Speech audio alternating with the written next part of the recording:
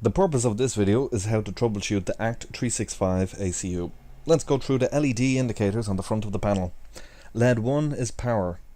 LED 2 is comms at ACT365 service. LED 3 is a fault light. The following conditions can cause the LED to illuminate. If the tamper is open.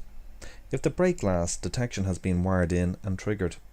If a mains fault occurs caused by loss of AC mains input. If there's low voltage on the unit, less than 9 volts. If the reader fuse has blown. If the ACU cannot communicate with the 365 service, this will also be accompanied with the 365 comms light flashing. And lastly, if the door contact is not present with door force reporting enabled.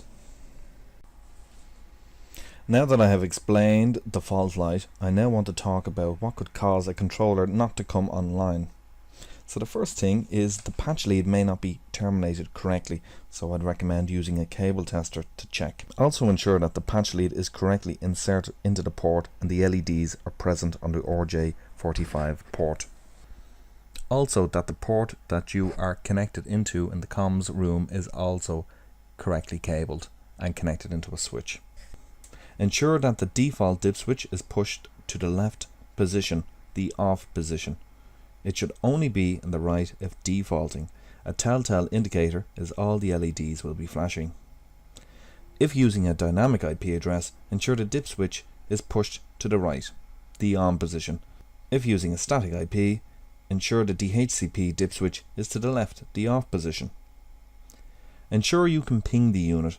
If getting a response and still can't access the web browser, disconnect the patch lead and make sure you can no longer get a reply to ensure nothing else has that IP address on that network. If you're able now to connect to the web browser of the unit, however it still won't connect to the ACT365 service, perhaps the port on which the ACU communicates on is being blocked.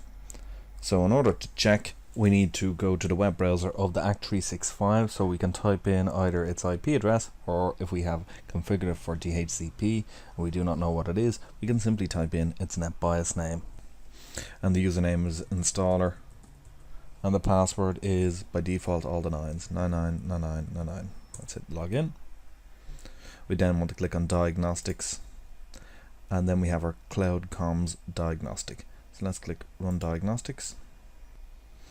And excellent, so test port 80 open success, and also test port 443 open success. So there's no reason now why the ACT365 ACU should not connect to the 365 service.